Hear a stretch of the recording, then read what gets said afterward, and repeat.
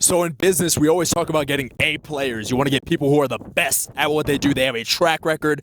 They've been there. They've done that. They produce results. They have a positive attitude, a winning attitude. They are results-oriented individuals who are A players.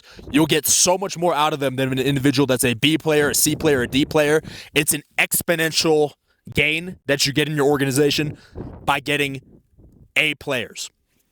Now, that is one way to look at A players. There's another thing that doesn't really get talked as much about when it comes to A players. A lot of times A players can develop an ego. A lot of times A players develop snobbery. A lot of times A players, they are control freaks. A lot of times A players want things done on their terms. That's overall fine as long as they produce results.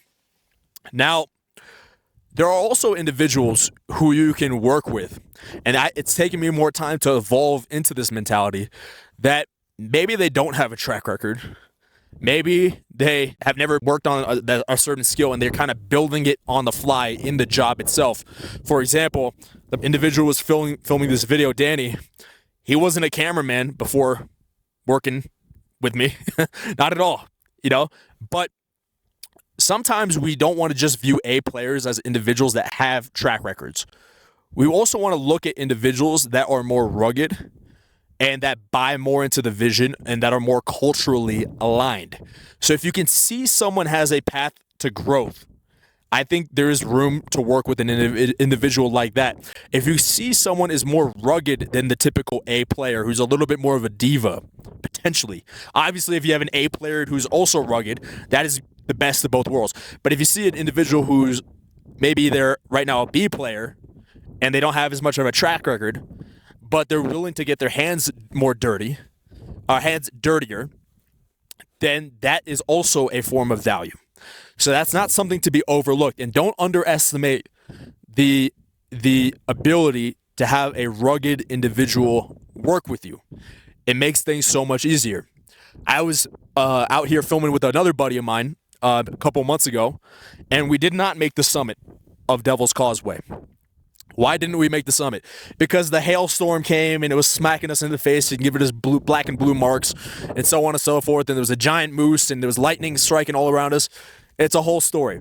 But I told my buddy, summit or we die. We have to summit. I don't give a shit if we die. And I meant it. Because you either did it or you didn't do it at the end of the day. And to get 90% up this mountain and to not summit bothered me for months. The last 2 months, I thought about it every single day. Why didn't we summit? I don't give a shit if we get struck by lightning. And I told him that, but he didn't want to do it.